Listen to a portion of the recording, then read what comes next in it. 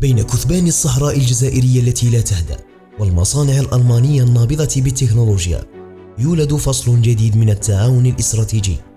إنه ليس مشروعا عابرا، بل رؤية 2025 التي قد تغير مستقبل الطاقة والصناعة والبحث العلمي، وتضع الجزائر في قلب التحول الأخضر العالمي.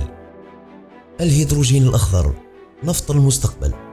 الهيدروجين الأخضر ليس مجرد وقود، بل هو بطاقة عبور إلى عصر جديد للطاقة.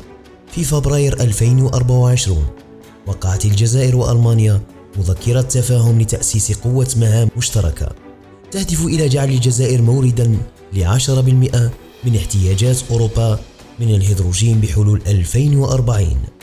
الجزائر تستثمر في محطات تجريبية بتمويل ألماني، مثل المحطة التي أطلقت في 2025 بقوة 50 ميجاوات، بينما يجري العمل على ممر ساوث أشنين كوريدور الذي سينقل الطاقة النظيفة من الصحراء إلى قلب أوروبا عبر تونس وإيطاليا والنمسا وصولا إلى ألمانيا. هذا المشروع لا يعني فقط أمنا طاقويا لأوروبا بعيدا عن الغاز الروسي، بل يعني للجزائر فرص عمل جديدة وصناعة نظيفة وتنويعا حقيقيا للاقتصاد.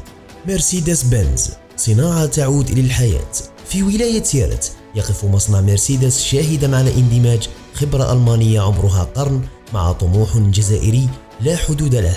بدأ كمشروع لتجميع الشاحنات العسكرية، لكنه اليوم يشهد توسعة تاريخية تشمل السيارات الفاخرة والحافلات الكهربائية. الهدف أن يصبح المصنع مركزا إقليميا للتصدير نحو إفريقيا، ما يعني سلاسل توريد جديدة، تكوين عمالة محلية مدربة، ونقل تكنولوجيا يفتح الباب أمام صناعة سيارات جزائرية بلمسة ألمانية. الموانئ، شرايين التجارة الجديدة.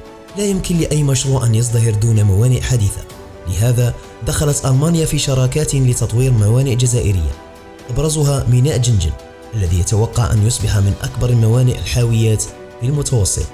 هذا المشروع يتضمن تحديث الأرصفة، إضافة مناطق لوجستية، وربطه بالسكك الحديدية ليجعل الجزائر بوابة رئيسية للتجارة بين إفريقيا وأوروبا، ويقلل الاعتماد على الموانئ الإسبانية والإيطالية.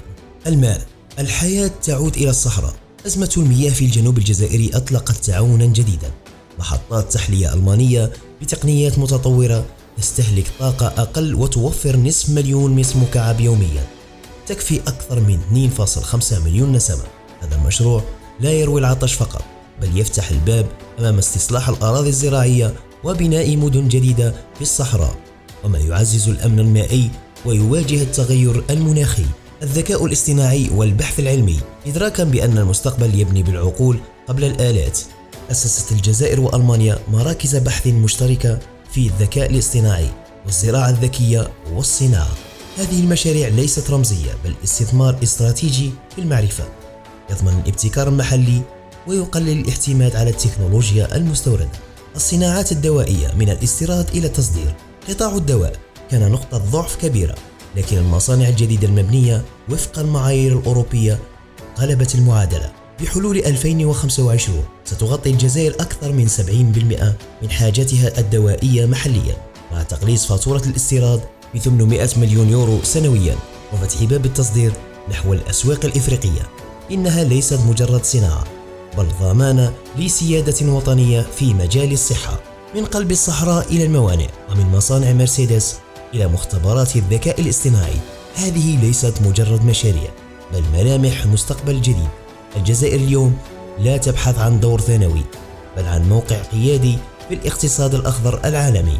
لكن يبقى السؤال: هل ستنجح هذه الشركات في تغيير وجه الجزائر خلال العقد القادم، أم ستظل حبيسة التحديات؟